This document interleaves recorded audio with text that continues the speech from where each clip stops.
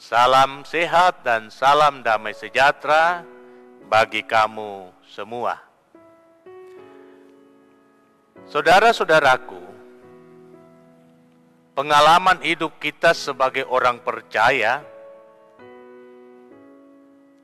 sebagai anak-anak Tuhan, sebagai pengikut Yesus, tidak menjamin bahwa kita akan mudah mencapai tujuan hidup. Sekali lagi, pengalaman kehidupan kita sebagai anak Tuhan tidak menjamin bahwa dengan itu kita akan mudah mencapai tujuan hidup kita semua. Sebab apa, saudara-saudara? Sebab dalam kenyataannya hidup kita akan terus diperhadapkan dengan berbagai tantangan dan kesulitan. Banyak hal-hal yang tidak terpikirkan oleh kita, dan ketika kita harus menghadapinya, kita harus mengerahkan semua potensi kita. Syukur-syukur kalau kita dapat menghadapi dan menyelesaikannya dengan baik. Mengapa hal itu terjadi? Dan bahkan ada di antara kita bertanya, kalau begitu apa artinya kita percaya kepada Tuhan jikalau hidup kita bermasalah? Bapak, Ibu, saudara-saudaraku yang saya kasihi, persoalan kita masih di bumi, itu selalu saya katakan. Kalau kita tidak mau bermasalah dengan hidup, maka hanya satu cara, yakni kita meninggalkan kehidupan duniawi dan hidup di dalam kekekalan. Artinya soal segala beban derita kehidupan, hal itu hanya mungkin menjauh daripada kita jikalau kita sudah beristirahat dari segala perjuangan duniawi. Jadi selama kita masih hidup, selama kita masih bergerak, selama kita masih menjejakkan kaki di bumi ini, tantangan, persoalan, pergumulan hidup tetap menjadi sebuah realita. Dan Tuhan tidak pernah menjanjikan bahwa hari esok yang akan kita jalani adalah hari yang cerah. Tidak. Terkadang hari esok menjadi hari yang sangat sulit bagi kita untuk menghadapi kehidupan. Lalu apa yang dijanjikan Tuhan? Yang dijanjikan Tuhan adalah penyertaannya. Aku menyertai kamu. Nah, terhadap janji inilah Abraham percaya. Sesungguhnya Abraham mempunyai dasar untuk tidak mengikuti panggilan Tuhan. Sebab hidupnya sudah tenang, hidupnya sudah tentram, hidupnya sudah damai.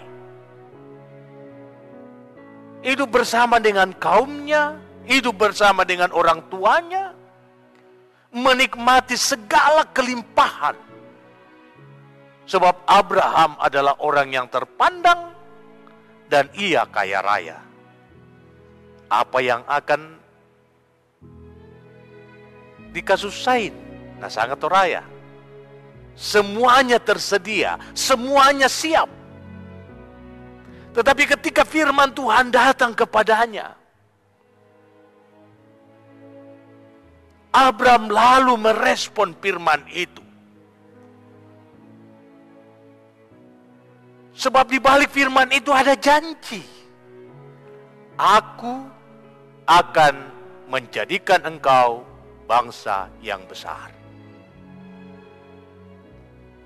Realita kehidupan Abraham bersama dengan Sarah,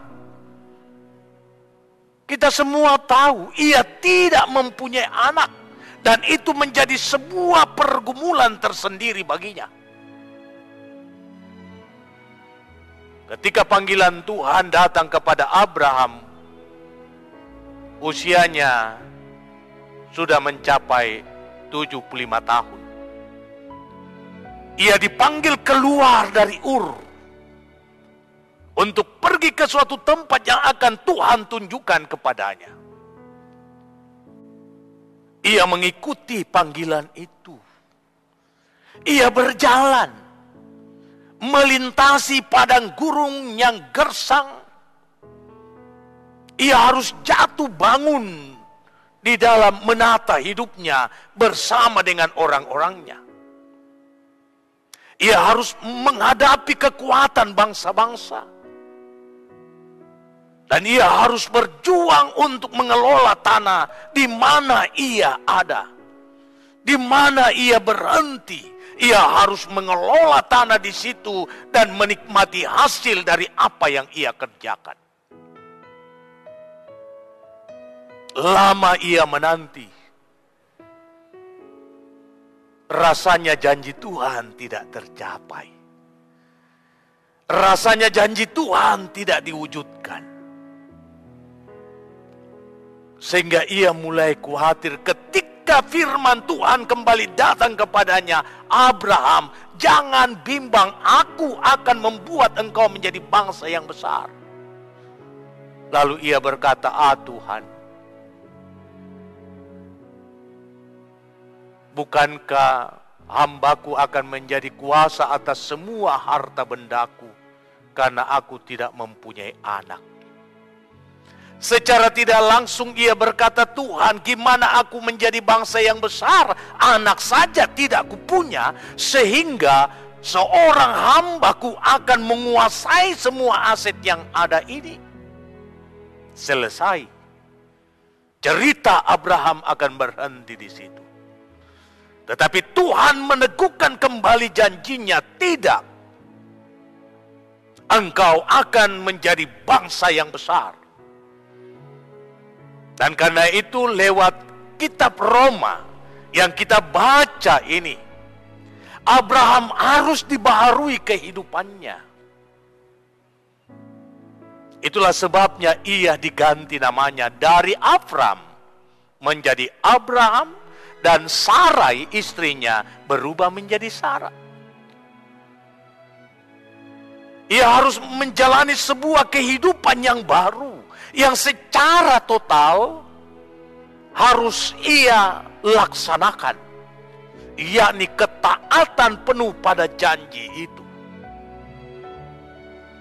Sehingga penggambaran Paulus dalam kitab ini sangat indah. Sekalipun tidak ada dasar bagi Abraham untuk berharap, namun ia tetap berharap juga. Sebab apa? Usianya telah mendekati 100 tahun. Jadi bayangkan, usia 75 ia dipanggil, 25 tahun ia terus berjalan menanti pemenuhan janji itu. Dan sekarang ia hampir 100 tahun. Lebih daripada itu, rahim Sarah sudah tertutup. Adalah sebuah kemustahilan untuk menjadi bangsa yang besar. Tetapi firman Tuhan di sini mengatakan, sekalipun tidak ada dasar bagi Abraham untuk berharap, namun ia berharap juga, sebab ia percaya apa yang Tuhan janjikan pasti akan digenapi. Nah, saudara-saudara yang saya kasihi di dalam Tuhan, bertolak dari perjalanan hidup Abraham, kita mau belajar bahwa perjalanan hidup kita itu tidak mudah. Tetapi yang dituntut dari perjalanan itu adalah ketaatan penuh kepada janji Allah. Ketaatan penuh pada firman Tuhan. Sebab hanya dengan demikian Tuhan akan mewujudkan segala yang baik dalam kehidupan kita. Jikalau kita merenung-renungkan bapa-bapa atau tokoh-tokoh iman dalam Alkitab, kita akan berjumpa sebuah kehidupan yang indah dari sejak semula. Tiba-tiba dalam perjalanan selanjutnya harus jatuh pada titik yang paling rendah. yakni Ayub. Coba kita bayangkan, ia sudah ada di puncak.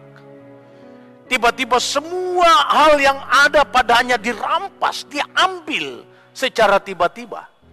Sehingga tidak ada lagi yang tersisa kecuali napas kehidupan.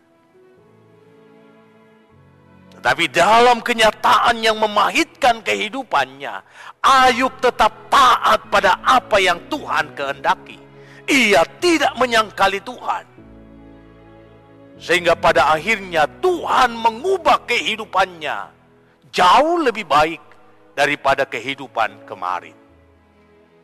Karena itu saudara-saudara, dalam menjalani kehidupan yang penuh dengan tantangan dan kesulitan, sangat dituntut daripada kita pengakuan yang utuh bahwa Tuhan yang berkuasa atas kehidupanku, Tuhan yang berkuasa atas masa depanku, Tuhan yang berkuasa atas rumah tanggaku. Tentulah Tuhan tidak akan menyia-nyiakan hidupku, rumah tanggaku, pekerjaanku, sehingga aku harus jatuh dan tidak dapat berbuat apa-apa. Mengapa? Ketika kita taat, ada ruang yang kita buka bagi kuasa Tuhan bekerja untuk mendatangkan segala kebaikan demi hidup dan masa depan kita.